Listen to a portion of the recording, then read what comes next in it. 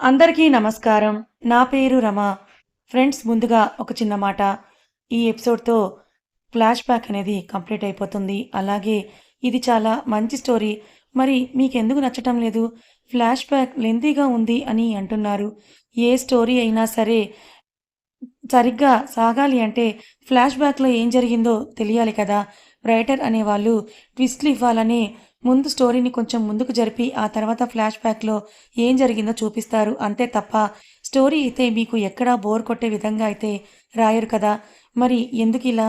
మీకు ఒకవేళ ఈ వీడియో నోటిఫికేషన్ రానట్లయితే ఛానెల్‌ని సబ్స్క్రైబ్ చేసుకొని పక్కనే ఉన్న bell button all symbol press చేయండి. దీనివల్ల వీడియో రాగానే మీకు నోటిఫికేషన్ వస్తుంది చూసేయొచ్చు. దయచేసి నా అన్ని ఛానల్స్‌ని ఆదరిస్తున్నట్టే ఈ స్టోరీని, ఈ ఛానల్‌ని కూడా ఆదరిస్తారని కోరుకుంటూ మీ రమ. కథలోకి వెళ్దామా? నా ప్రియసఖి 50వ భాగం. రచయిత సాహితీ మోహన్ గారు. ప్రెగ్నెన్సీలో ఇదంతా నార్మలే మేడం. మీరు టైమ్ టు టైమ్ ఫుడ్ కరెక్ట్‌గా తీసుకుంటే సెట్ అయిపోతుంది అంది ఆ సిస్టర్. నర్స్ నోటి నుంచి ఆ మాటలు విన్న ధన్వి ఒక నిమిషం షాక్ అయి వెంటనే తేరుకొని తన కడుపు మీద చెయ్యి పెట్టుకొని మీరు చెప్తున్నది నిజమేనా సిస్టర్ అని అడిగింది. నీళ్లు నిండిన కళ్ళతో ఆ మాటలు విని ఆశ్చర్యంగా ధన్వి వైపు చూస్తూ అవును మేడం మీరు ప్రెగ్నెంట్. మీకు ఈ విషయం తెలియలేదా అంది నర్స్. అది విని ఆనందంతో కన్నీళ్ళొస్తుంటే లేదన్నట్టుగా చిన్నగా తలూపి ప్రేమగా కడుపుపై తడుముకుంటూ తను మొదటిసారి తల్లి కాబోతున్న క్షణాలను ఆస్వాదిస్తూ ఉంది ధన్వి. ఆమె సంతోషం అంతా తన కళ్ళల్లోనే తెలుస్తూ ఉంటే అది చూసి నవ్వుతూ ఇదిగోండి madam me phone and hand bag. మిమ్మల్ని ఇక్కడ జాయిన్ చేసిన వాళ్ళిచ్చారు అంది. నర్స్ వాటిని ధన్వి చేతికిస్తూ వాటిని అందుకొని థ్యాంక్ యూ అంటూ ఈ విషయం సూర్యతో పంచుకోవాలని మనసు తొందర చేస్తూ ఉంటే ఇంక నేను వెళ్ళొచ్చా సిస్టర్ అంది ఆతృతగా. ఆమె పరిస్థితి అర్థమయ్యి నవ్వుతూ వెళ్ళొచ్చండి అని అంది నర్స్. ఆ మాట విని టక్కున బెడ్ దిగి బయటికి వెళ్ళబోతూ ఏదో గుర్తుకొచ్చినట్టుగా ఆగి వెనక్కి తిరిగి సిస్టర్‌నే చూస్తూ మరి బిల్ అని అంది ధన్వి అయోమయంగా. ఆల్రెడీ బిల్ కూడా వాళ్ళు పే చేసేశారు మేడం అని అంది నర్స్. అది విని ఓకే అని అంటూ సంతోషంగా బయటికి వెళ్ళిపోయింది ధన్వి. అప్పటిదాకా అక్కడే ఉండి వాళ్ళ మాటలు విన్న మిస్టర్ ఎక్స్ తను అటు వెళ్ళగానే గోడ చాటు నుంచి బయటికి వచ్చి ఆ సిస్టర్‌ని చూస్తూ థ్యాంక్ యూ సిస్టర్ అన్నాడు నవ్వుతూ. అది విని అతని విషపు ఆలోచనల గురించి తెలియని ఆ నర్స్ అతని వైపు చూసి చిన్నగా నవ్వుతూ ఆ అమ్మాయికి హెల్ప్ చేసిన వారు తన ముందుకి రాకుండా ఇలా ఎందుకు వెనకే ఉండి నన్ను మాట్లాడమన్నారు సార్ అంది తన అనుమానాన్ని బయటపెడుతూ. ఆ మాటలు విని అతను పెద్దగా నవ్వుతూ పెద్దవాళ్ళు అంటారు కదా సిస్టర్ మనం ఒక చేత్తో చేసే సాయం రెండో చేతికి తెలియకూడదని నేను కూడా ఆ ఫార్ములానే ఫాలో అవుతాను. అందుకే నేను హెల్ప్ చేసినట్టు చెప్పొద్దన్నాను అని నవ్వుతూ బయటికి వెళ్ళిపోయాడు మిస్టర్ ఎక్స్. తను తల్లి కాబోతుందన్న విషయం తెలిసినప్పటి నుంచి ఆ గుడ్ న్యూస్‌ని సూర్యతో పంచుకోవాలని తన మనసు ఉవ్విళ్ళూరుతూ ఉంటే ఆనందంగా సూర్య కోసం ఆఫీస్‌కి వెళ్ళడానికి పయనమైంది ధన్వి. ఇంతలో తన ఫోన్ రింగ్ అవ్వడం విని తీసి స్క్రీన్ వైపు చూసి తన సంతోషం ఫేస్‌లో చిన్నగా భయం మొదలవగా ఇప్పుడు అతను ఏం మాట్లాడబోతున్నాడో అని ఆ టెన్షన్‌లోనే కాల్‌ని లిఫ్ట్ చేసి హలో అని అంది గాబరాగా. ఆమె గొంతులోని భయాన్ని గమనించిన అతను హలో ధన్వి కంగ్రాచ్యులేషన్స్ అన్నాడు ఈవిల్ స్మైల్‌తో. ఆ మాటలు విని షాక్ అయ్యి ఇంత త్వరగా ఈ విషయం అతనికి ఎలా తెలిసిందా అని ఆలోచిస్తూ ఒకవేళ అతను దీని గురించి అంటున్నాడా లేక వేరే ఏదైనా విషయం గురించా అని అనుకుంటూ దేనికి అని అంది ధన్వి తన కంగారుని కవర్ చేసుకుంటూ. ఆ మాట విని పెద్దగా నవ్వుతూ హహ ఏంటి ధన్వి ఇంత మంచి విషయం తెలిసి కూడా దేనికి అని అడుగుతావేంటి అంటూ ఇప్పుడు నువ్వంత ఆనందంగా ఏ విషయమైతే నువ్వు సూర్యతో పంచుకోవాలని బయలుదేరావో దానికే అని అన్నాడతను. ఆ మాటలు విని అంత కరెక్ట్‌గా చెప్తున్నాడు అంటే అతను ఇక్కడే ఎక్కడో ఉండుంటాడు అని అనుకుని చుట్టూ చూస్తూ ఏం మాట్లాడుతున్నావు నువ్వు? ఈ టైంలో నేను సూర్య గారి దగ్గరికి ఎందుకు వెళ్తాను? అని అంది తడబడుతూ. హహ! మరీ చైల్డిష్‌గా బిహేవ్ చేయకు ధన్వి. నువ్వు ఎంత దాచాలని ప్రయత్నించినా కూడా నా నుంచి నీకు సంబంధించిన విషయం ఏదీ కూడా నువ్వు దాచలేవు అని అంటూ ఇన్‌ఫాక్ట్ నువ్వు తల్లి కాబోతున్నావనే విషయం కూడా నీకంటే నాకే ముందు తెలుసు అని అంటాడు నవ్వుతూ. ఆ మాటలు విని ఇంక తనది వృధా ప్రయాస అని అర్థమై ప్లీజ్ మీకు నా గురించి ప్రతి విషయం నాకంటే ముందే తెలుస్తుందని నాకు అర్థమైంది. దయచేసి నన్ను వదిలేయండి. మీరనుకున్నట్టుగా విక్కీ అలా అవ్వడానికి ప్రత్యక్షంగా నేను కారణమైనా పరోక్షంగా విక్కీనే కారణం. ఆ రోజు అతని ప్రవర్తన వల్ల అలా జరిగింది. అంతేకానీ నేను ఇంటెన్షనల్‌గా చేసింది కాదు అని ఏదో చెప్పబోతున్న ధన్వి మాటలకు మధ్యలోనే అడ్డు వస్తూ ఆపు ధన్వి ఈ విషయాలన్నీ ఆల్రెడీ మనం మాట్లాడేసుకున్నాం. ఇంకా అదే విషయం తిప్పి తిప్పి చెప్పి అబద్ధాన్ని నిజమని ప్రూవ్ చేయడానికి నీకు బోర్ కొట్టకపోయినా వినడానికి నాకు చిరాకొస్తోంది అంటూ ఇంతకీ నేనెందుకు కాల్ చేశానో తెలుసా? ఇప్పుడు నువ్వు సూర్యతో ఈ విషయమైతే చెప్పడానికి ఆతృతగా బయలుదేరావో, ఆ విషయం సూర్యకి చేరేలోపే అతని ప్రాణం గాల్లో కలిసిపోబోతోంది. అది చెప్పడానికే నీకు కాల్ చేశాను. ఇక నువ్వు చేయాలనుకున్నది నిరాటంకంగా చేసుకోవచ్చు అని చెప్పి కాల్ కట్ చేశాడతను. ధన్వితో అతనిలా మాట్లాడుతున్న మిస్టర్ ఎక్స్ ఆ మాటలు విని ఉన్న చోటే మోకాళ్ళపైన బోరుమని ఏడుస్తూ ఏం చెయ్యాలో అర్థం కాక ఓ బిక్కుబిక్కుమంటూ ఉండిపోయింది ధన్వి. కాల్ కట్ చేయగానే పెద్దగా నవ్వుతూ హహా ధన్వి, ఇక నీకు సూర్య నుంచి దూరం కావడం తప్ప వేరే దారి లేదు. చూస్తూ చూస్తూ వాడి ప్రాణాన్ని పణంగా పెట్టవని నాకు బాగా తెలుసు అని అంటూ నువ్వు దూరమై ఆ సూర్య కుమిలి కుమిలి ఏడుస్తూ ఉంటే అది నేను చూసి ఆనందపడే రోజులు దగ్గరలో ఉన్నాయి అని రాక్షసంగా నవ్వుతూ ఉన్నాడు మిస్టర్ ఎక్స్. ఏం చెయ్యాలో పాలుపోక ఏడుస్తూ కూర్చున్న ధన్వి కాసేపటికి ఏదో నిర్ణయానికి వచ్చిందానిలా లేచి కళ్ళు తుడుచుకొని లేచి ఏదైతే అదయిందనుకొని ఈ విషయం సూర్యకి చెప్పేయాలని తన ఆఫీస్‌కి స్టార్ట్ అయ్యింది. తన ప్రతి మూవ్‌మెంట్‌ని అబ్జర్వ్ చేస్తున్న మిస్టర్ ఎక్స్ ఆవేశంగా చైర్‌లో నుంచి లేచి, "ఇంత చెప్పినా నీకు అర్థం కాలేదు కదా ధన్వి నీకు" అని కోపంగా ఆమెకు కాల్ చేస్తాడు. ఆ కాల్ చూసుకున్న ధన్వి విసుగ్గా కాల్ కట్ చేయడంతో మళ్ళీ కాల్ చేస్తాడు. ఇలా ఎన్నిసార్లు తను కట్ చేసినా మళ్ళీ మళ్ళీ చేస్తుండడం చూసి విసుగ్గా ఫోన్ లిఫ్ట్ చేసి హలో అంది కోపం గొంతులో ధ్వనిస్తూ ఉండగా. అది విని ఏంటి ధన్వి చెప్పినా నీ బాట మార్చుకోదలుచుకోలేదుగా నువ్వు. సూర్య ప్రాణాలకి ప్రమాదమని చెప్తున్నా నువ్వు మళ్ళీ తన దగ్గరికే బయలుదేరావంటే నువ్వింకా నా మాటలు నమ్మలేదన్నమాట అంటూ సరే అలాగే కానీ నువ్వు ఈ విషయం సూర్యతో చెప్పగానే నీ సూర్య గాని లేక నీ కడుపులో ఉన్న బిడ్డ కానీ ఎవరో ఒకరు నా చేతుల్లో ప్రాణం పోగొట్టుకోవడం ఖాయం అన్నాడు కర్కశంగా. ఆ మాటలు విని తన కాళ్ళు భయంతో వణికిపోగా వేస్తున్న అడుగులు అక్కడే ఆపేసి ఏయ్ నా నా బిడ్డ జోలికొచ్చావంటే నీ ఎంత చూస్తాను జాగ్రత్త అంది ధన్వి వణుకుతున్న గొంతుతో.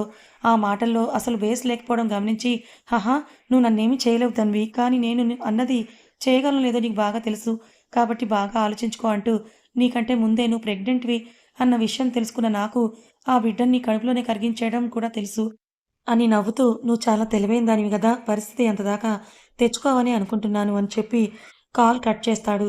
అతనిలా మాట్లాడుతున్న మిస్టర్ ఎక్స్ ఆ మాటలు విని ఇంకా భూమి మీదకి కూడా రాని తన బిడ్డకి ఎలాంటి ఆపద కలిగిస్తాడో అని భయం కలుగుతూ ఉంటే ఏం చేయాలో అర్థం కాక ఏడుస్తూ రోడ్డు మధ్యలోనే కూలబడిపోయింది ధన్వి.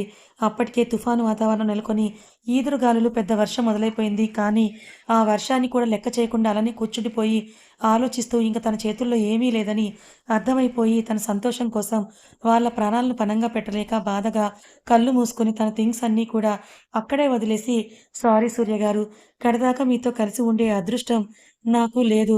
నేను దూరంగా ఉంటేనే మీరు కూడా క్షేమంగా ఉంటారు. అలాగే సంతోషంగా కూడా ఉండగలరు అని అనుకుని అప్పటికప్పుడే ఆ వర్షంలోనే తను దిక్కుతోచని ప్రయాణాన్ని మొదలుపెట్టింది ధన్వి. అలా తను వెళ్తుండగానే యాక్సిడెంట్ అవ్వబోతుండగా ఆమెను చూసిన శ్లోక్ తనను కాపాడి హాస్పిటల్‌లో అడ్మిట్ చేశాడు.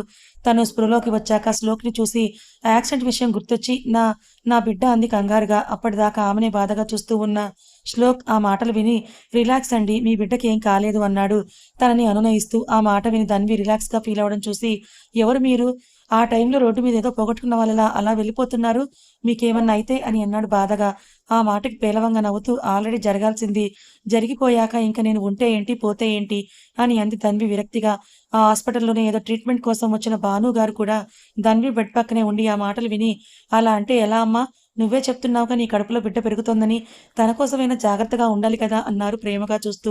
ఆ మాటలకి ధన్వి కడుపు మీద తడుముకుంటూ బాధపడుతూ ఉంటే అసలు నువ్వు ఎవరు? నీ వాళ్ళెవరు? డీటెయిల్స్ చెప్పు నేను వాళ్ళకి ఇన్ఫార్మ్ చేస్తాను అని అన్నారు ఆవిడ. జాలిగా ధన్వి వైపు చూస్తూ, ఆ మాటకి బాధగా ఆవిడ వైపు చూస్తూ, తన డీటెయిల్స్ ఎవరికీ తెలియకూడదని డిసైడ్ అయ్యి, నా పేరు తేజ. నా నాకెవరూ లేరు. ఈ లోకంలో ఉన్నది నాకు, నా బిడ్డ మాత్రమే అని అంది కన్నీళ్లు పెట్టుకుంటూ. తనలా చెప్పేసరికి చూడటానికి గొప్పింటి బిడ్డలా కనిపిస్తున్న ధన్విని చూసి తను అబద్ధం చెప్తుందని అర్థమైనా కూడా ఈ సిట్యుయేషన్‌లో కూడా ఇలా చెప్తోందంటే ఏదో పెద్ద విషయం ఉందని అనుకుంటూ అవన్నీ మాట్లాడడానికి ఇది సమయం కాదని తెలిసి, సరే అమ్మా! కానీ నువ్వు ఈ పరిస్థితిలో ఒంటరిగా ఉండటం కరెక్ట్ కాదు. నాతో పాటు మా ఇంటికొస్తావా? అన్నారు భానుగారు జాలిగా. తను వచ్చేసి ఇప్పటికే 12 గంటలు దాటడంతో సూర్య వాళ్ళు తన కోసం గాలింపులు మొదలుపెట్టేసుంటారు. కాబట్టి ముందు ఈ ఊరు నుంచి బయటపడాలనుకుంటూ సరే అన్నట్టుగా తలూపింది ధన్వి. తను ఒప్పుకోగానే శ్లోక్ అన్ని అరేంజ్‌మెంట్స్ చేసి వాళ్ళని కలకత్తా తీసుకొని వెళ్ళిపోయాడు. కొన్ని రోజులు భానుగారి దగ్గరే ఉన్న ధన్వికి అలా ఒకరికి భారంగా ఉండడం ఇష్టం లేక శ్లోక్ వాళ్ళ కంపెనీలోనే జాబ్ చేసుకుంటూ తనని తనే పోషించుకోవడం మొదలుపెట్టింది. ఇక్కడ ధన్వి కనిపించిన దగ్గర నుంచి పొద్దున దాకా బానే ఉన్న తను మోహన్ గారిని చూడటానికి వెళ్ళి మళ్ళీ తిరిగి రాకుండా ఏమైపోయిందో అని కంగారుగా సిటీ అంతా కూడా గాలించారు సూర్య, చరణ్లు. కానీ ఎక్కడా కూడా ధన్వి కనపడకపోయేసరికి అసలు తనకి ఏమైందో అన్న భయం మొదలయ్యి పోలీసులకు కూడా కంప్లెయింట్ ఇచ్చాడు సూర్య. వాళ్ళు కూడా ఊరంతా తన కోసం గాలించి చివరికి తన సెల్ ఫోన్ థింగ్స్ అన్నీ సూర్యకి అప్పచెప్పి, "ఇవి మాకు సిటీ ఔట్‌స్కర్ట్స్‌లో దొరికాయి. కానీ ధన్వి మాత్రం కనిపించలేదని చెప్పి, మా ప్రయత్నం మేము చేస్తూనే ఉంటాం సార్" అని చెప్పి వెళ్ళిపోయారు. స్నేహ కార్యక్రమాలు జరుగుతూ ఉండగా ధన్వి కనిపించడం లేదు అనే వార్త తెలిసి తనింత సడెన్‌గా ఎందుకు వెళ్ళిపోయిందనుకుంటూ, ఏదైతేనేం నాకు కావాల్సింది కూడా జరిగిందనుకుంటూ మిన్నకుండిపోయాడు ఆదిత్య అలియాస్ అతను. ఈ అతనే ఆదిత్య అని చాలామంది బాగానే గెస్ చేశారు. కానీ కొంతమంది మాత్రం మిస్టర్ ఎక్సే ఆదిత్య అనుకుంటున్నారు. కానీ కాదు. మీ అందరికి అర్థమయ్యేలా అతను వేరు, మిస్టర్ ఎక్స్ వేరు అని చూపిస్తూనే ఉన్నాను కదా! అయినా ఇలా ఎందుకు కన్‌ఫ్యూజ్ అవుతున్నారు? ధన్వి కోసం వెతికి వెతికి తను కనపడక అలసిపోయిన సూర్య ఒంటరిగా తన గదిలో కొన్ని రోజులు అలానే ఉండిపోయాడు. కానీ ఆమె ఆలోచనలు అతన్ని ఉక్కిరిబిక్కిరి చేస్తూ ఉంటే ఆ బాధని మర్చిపోవడానికి వర్క్‌లో పడి తనని తాను బిజీ చేసుకున్నాడు సూర్య. ధన్వి కనపడిన దగ్గర నుంచి ఆమె కోసం వెతికి వెతికి అలసిపోయిన సూర్యకి తప్పిపోయిన వాళ్ళని వెతికితే దొరికే అవకాశం ఉంది. కానీ కావాలని వెళ్ళిపోయిన వాళ్ళని గురించి మనం ఎంత వెతికినా కూడా అది వృధా ప్రయాసే అవుతుంది అని అర్థమయ్యి ఆమె తన నుంచి ఎందుకు దూరంగా వెళ్ళిపోయిందో తెలియక పదే పదే అదే ఆలోచిస్తూ స్తబ్దుగా అయిపోయాడు. ఎప్పుడూ అల్లరి చేస్తూ హుషారుగా ఉండే సూర్య అలా మౌనంగా తన లోకంలో తనుండడం చూసి ఫ్యామిలీ అంతా బాధపడుతూ ఉంటే, తన కళ్ళ ముందే కొడుకు ఇలా పిచ్చివాడిలా తయారవుతుండడం చూసిన సౌజన్య గారి బాధ వర్ణనాతీతం. ఆవిడ బాధను చూడలేక విష్ణు గారు సూర్యని మళ్ళీ మామూలు మనిషిని చేయాలని కంపెనీ పనుల గురించి అతనిపై ఒత్తిడి చేయడం మొదలుపెట్టాడు. ఎప్పుడు లేనిది తన తండ్రి అలా చెప్పడం చూసి, వాళ్ళు తన పరిస్థితిని చూసి ఎంత తల్లడిల్లిపోతున్నారో అర్థమై, కేవలం తన గురించి తను ఆలోచిస్తూ మిగతా వాళ్ళని ఇంత బాధ పెట్టడం సరికాదు అని రియలైజ్ అయ్యాడు సూర్య. ఆ రోజు నుంచి వర్క్ వర్క్ అంటూ తనని తాను ఆఫీస్‌కే అంకితం చేసుకొని, తను అనుకున్న ప్రాజెక్ట్స్ అన్నీ సక్సెస్‌ఫుల్‌గా కంప్లీట్ చేస్తూ తన కంపెనీని నంబర్ 1 ప్లేస్‌కి తీసుకొచ్చాడు సూర్య. ఇక్కడ ఇలా ఉంటే కూతురు కనిపించట్లేదని తెలిసిన దగ్గర నుంచి మోహన్ గారు, సాహితీ గారు కూడా బాగా కృంగిపోయారు. ఎంతైనా మగవాళ్ళు కొంచెం గట్టిగా ఉంటారు కదా! కానీ మోహన్ గారు ఎలాగోలా తన మనసులో బాధని పైకి కనపడనివ్వకుండా నిబ్బరంగా ఉన్న సాహితీ గారు మాత్రం రోజు ప్రతి విషయంలో ధన్విని తలుచుకొని కుమిలిపోతూ ఉండేవారు. ప్రతి విషయంలో ఆలోచించి స్టెప్ తీసుకుని చెల్లెలు ఇలా పిచ్చితనంగా ఇల్లొదిలి ఎందుకు వెళ్ళిపోయిందో అర్థం కాక సతమతమైపోయాడు చరణ్. కాలం ఎవరి కోసం ఆగదుగా ధన్వి వెళ్ళిపోయిన 2 నెలల తర్వాత ఆ బాధని మెల్లిమెల్లిగా మరుగున పడేసుకుంటూ ఎవరి పనుల్లో వాళ్ళు లీనమైపోయారు. చరణ్, దీపుల పెళ్లి జరిగి ఇప్పటికే 4 నెలలు కావడంతో ఇంకా వాళ్ళని ఇలా దూరంగా ఉంచడం సరికాదని మంచి రోజు చూసి దీపుని కాపురానికి పంపారు సౌజన్య, విష్ణుగార్లు. అలా అందరూ కాస్త సర్దుకొని కొన్ని రోజులు గడిచాక చరణ్ తను అనుకున్నట్టుగానే ఆ హాస్పిటల్ మీద కేసు వేసి తన దగ్గరున్న ఎవిడెన్స్‌లతో అక్కడ జరిగే ఇల్లీగల్ యాక్టివిటీస్‌ని కోర్టుకి తెలియజేసి ఆ హాస్పిటల్‌ని సీజ్ చేసేలా చేశాడు. కానీ ఇలా జరిగినా తన పేరు బయటపడకుండా అన్ని జాగ్రత్తలు తీసుకోవడంతో మిస్టర్ ఎక్స్ మాత్రం అలా పెద్ద మనిషిలా బయట చెలామణి అవుతూనే ఉన్నాడు. ధన్వి వెళ్ళిపోతే సూర్య కృంగిపోయి తన దారికి అడ్డు తప్పుకుంటాడు. దానితో హాస్పిటల్ పోయినా తన మిగతా బిజినెస్‌లన్నీ కూడా నిలుపుకోవచ్చు అని అనుకున్న మిస్టర్ ఎక్స్ ఊహల్ని తలకిందులుగా చేస్తూ సూర్య నెల తిరగకుండానే మళ్ళీ ఫామ్‌లోకి రావడం చూసి ఏమీ చేయలేక టైం కోసం ఎదురుచూస్తూ ఉన్నాడు. ఇటు స్నేహ చనిపోవడం, అటు విక్కీ బ్రతికున్న శవంలా బెడ్‌కి అంకితం అయిపోయి ఉండడంతో తను బిజినెస్‌ల గురించి పట్టించుకోకుండా అన్నిటినీ మేనేజర్ మీద వదిలేసి ఆ ఇరు కుటుంబాల బాధలో తన సంతోషాన్ని వెతుక్కుంటూ ఏదో సాధించాను అన్న భ్రమలో బ్రతుకుతున్నాడు ఆదిత్య. ధన్వి అలియాస్ తేజ చెప్పిందంతా విన్న క్రాంతి, శ్లోక్‌ల మెదళ్ళు ఒక క్షణం మొద్దుబారినట్టుగా అయిపోయాయి. ఒక పక్క కడుపుతో ఉన్నామని తెలిసినా ఆ సంతోషం పూర్తిగా అనుభవించకుండానే తనెంతో ప్రేమించే ఫ్యామిలీని వదిలి రావటానికి ధన్వి ఎంత నరకం అనుభవించి ఉంటుందో ఊహించుకోగానే కళ్ళనీళ్లు వచ్చేశాయి ఆ ఇద్దరికి. వెక్కి వెక్కి ఏడుస్తున్న ధన్విని చూసి అమాంతం తనని హత్తుకొని, ఊరుకోవే, నువ్వు చెప్తూ ఉంటే విన్న మాకే ఇంత కష్టంగా ఉంటే అప్పుడు నువ్వు ఎంతగా బాధ అనుభవించావో తలుచుకుంటేనే షివరింగ్ వచ్చేస్తుంది అని అంది క్రాంతి బాధగా. శ్లోక్ కూడా ధన్విని చూసి కన్నీళ్లు పెట్టుకుంటూనే ఒక పక్క పిడికిలి బిగించి, నిన్ను ఇంతగా బాధ పెట్టిన వాడిని నేను మామూలుగా వదిలిపెట్టను తేజ అని తన మనసులో అనుకుంటూ ఉన్నాడు. క్రాంతిని పట్టుకొని తన మనసులో ఉన్న భారమంతా తగ్గేదాకా అలానే ఉండిపోయింది ధన్వి. మెల్లిగా తనని తాను కంట్రోల్ చేసుకొని ఆమెని వదిలి కళ్ళు తుడుచుకుంటూ, ఇప్పుడు నేను సూర్యగారికి ఎదురు పడితే ఆయన నన్ను వదిలిపెట్టరు. అదే కనుక జరిగితే ఇప్పటిదాకా నేను దూరంగా ఉన్నానని నా ఫ్యామిలీని, సూర్యగారిని ఏం చేయకుండా వదిలేసిన అతను మళ్ళీ నా వాళ్ళకి తిరిగి హాని తలపెట్టే అవకాశం ఉంది. అందుకే ఆయన్ని చూడగానే ఇలా వచ్చేశాను అని అంది ధన్వి తలదించుకొని కన్నీళ్లు పెట్టుకుంటూ. అది విన్న క్రాంతి, అదేంటి అలా అని నిన్ను ఎంతగానో ప్రేమించి సూర్యకారిని దూరం చేసుకుంటావా? సరే నీ గురించి వదిలేయ్. అంష్ అంశు గురించైనా ఒక్కసారి ఆలోచించవే. ఎంతగానో ప్రేమించే ఇంత పెద్ద కుటుంబం ఉండి కూడా వాడిని ఎవరూ లేని అనాథలా పెంచడం ఏమన్నా భావ్యమా? నువ్వే చెప్పు. ఇప్పుడంటే వాడు పసివాడు. ఏమీ తెలియనివాడు కాబట్టి బానే ఉంది. కానీ వాడు కొంచెం పెద్దయి ఊహ తెలిసాక మా నాన్నెవరు? ఎందుకు మనతో లేరని అడిగితే వాడికి నువ్వేం సమాధానం చెప్తావు? అని అంది తన మనసు మార్చాలని ప్రయత్నిస్తూ. ఆ మాటలు విని ఆల్రెడీ అంష్ నాన్న గురించి అడగటం తను ఏమీ చెప్పలేక బాధపడుతూ ఉంటే చూసి సారీ అమ్మా, ఇంకెప్పుడు ఇలా అడగను అన్న అంష్ మాటలు గుర్తుకొచ్చి బాధపడుతూ, లేదే, వాడి గురించి ఆలోచించి అందరి ప్రాణాలను నేను రిస్క్‌లో వేయలేను కదా! అని అంది ధన్వి తన మనసుని రాయిలా చేసుకుంటూ. అది విని ఇంకేం మాట్లాడలేక మిన్నకుండిపోయింది క్రాంతి. పక్కనే ఉన్న శ్లోక్‌ని చూసి, మనందరం ఇంతసేపు ఇక్కడే ఉంటే సూర్య గారికి అనుమానం వచ్చే ఛాన్స్ ఉంది. కాబట్టి మీరు అంకుల్ వెళ్లి ఈ డీల్ ఫినిష్ చేయండి అని అంది ధన్వి రిక్వెస్టింగ్‌గా. ఆమె మాటలు విని ఒకసారి తన వైపు బాధగా చూసి, కన్నీళ్లతో ఆ రూమ్ బయటకొచ్చిన శ్లోక్ డోర్ దగ్గర ఉన్న శివరాం గారిని చూసి, ఆయన అంతా విన్నారని అర్థమై డాడీ అని అంటూ ఆయన్ని హత్తుకుని బోరున విలిపిస్తూ ఉండిపోయాడు. కొడుకు ధన్విని తేజనే ధన్వి అని తెలిసిపోయింది కాబట్టి ఇక నుంచి మనం ధన్వి అని అనుకుందాం. ఇష్టపడుతున్నాడని తెలిసి ఈ కాంట్రాక్ట్ అవ్వగానే ఎలాగోలా ఆమెని బ్రతిమాలి తన ఇంటి కోడల్ని చేసుకుందాం అనుకున్న శివరాం గారు ఇప్పుడు ధన్వి సూర్య భార్య అని తెలియడంతో పాటు వాళ్ళు ఒకరినొకరు ఎంత ప్రేమిస్తున్నారో ఇప్పుడు విన్నదాన్ని బట్టి అర్థం చేసుకొని ఇక వీళ్ళ పెళ్లి జరగటం అసంభవం అనుకుంటూ అతని బాధ చూస్తూ కూడా ఏమీ చేయలేక మౌనంగా శ్లోక్ వెను నిమురుతూ అలాగే ఉండిపోయారు ఆయన నిస్సహాయంగా. కాసేపటికి తేరుకున్న శ్లోక్ శివరాం గారిని వదిలి కళ్ళు తుడుచుకుంటూ పదండి డాడ్, అక్కడ సూర్య మన కోసం వెయిట్ చేస్తూ ఉండుంటారు అని అంటూ తన క్యాబిన్ వైపు అడుగులు వేస్తాడు. ఆ మాటలు విని భారంగా నిట్టూర్చి కొడుకుని అనుసరించారు శివరాం గారు.